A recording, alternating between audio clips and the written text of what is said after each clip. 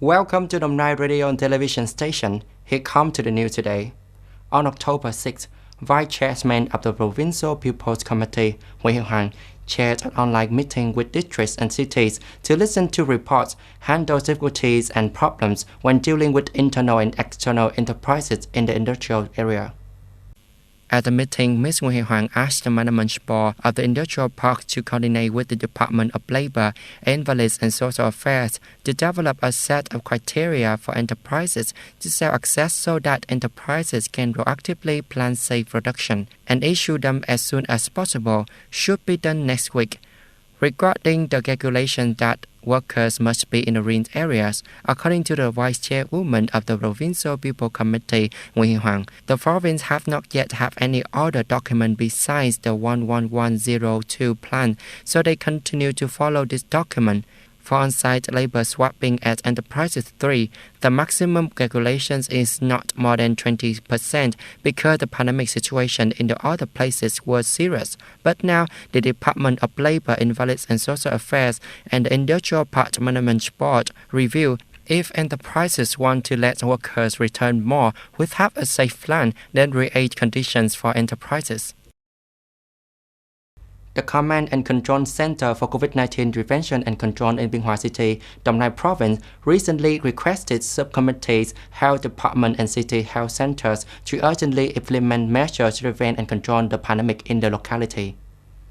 Accordingly, the investigation, chasing, testing, and screening subcommittee continues to focus on implementing rapid tests according to the Plan 11456 of the Provincial People Committee. At the same time, strengthen testing and screening, strictly control external sources of infection in companies, implementing 3T. The Subcommittee on Vaccination against COVID-19 continues to focus on speeding up the vaccination schedule in order to soon achieve the goal of 100% of the city population receive at least one dose of the vaccines. Excise People Committee of 30 wards and communes to focus on grasping the disease situation in their management areas, regularly organizing accurate risk assessment.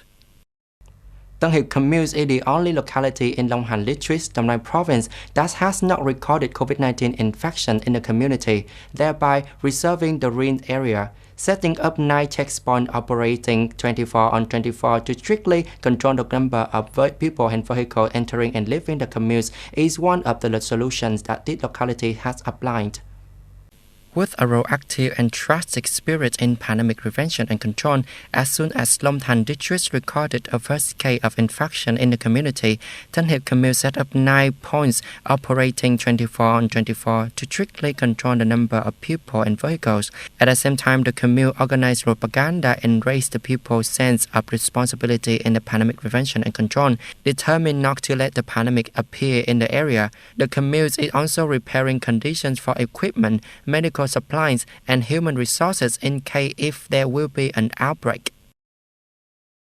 On October 6, U.S. Secretary of the State Antony Blinken, who was on the official visit to France to help restore relations with Paris, claimed he has had extremely positive and productive conversations with the political French leader. On his personal tweet on October 6, Mr. Blinken wrote, concluding our productive trip to Paris, where we reaffirmed our strong alliance with France. Mr. Blinken is looking forward to rebuild the relations after the formation of trilateral security agreement between the US, Australia, and Britain led Canberra to cancel an initial $40 billion USD defense contract to buy submarines from France. However, French Foreign Minister Jean-Yves Le Drian says on the same day that the disagreement between Paris and Washington have not been resolved, although he confirmed that there were important discussions with the U.S. Secretary of State in Paris. The British government on October 6 lifted the recommendation to limit non-essential travel to 32 countries and territories in the move on further simplified travel regulations after the world made much progress in the fight against COVID-19.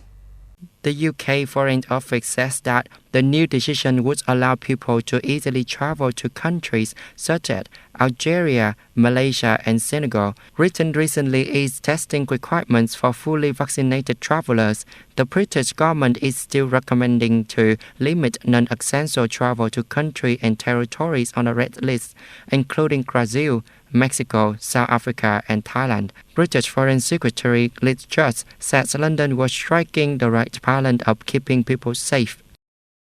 That's all on the news today. Thanks for watching it. Have a good time. Goodbye.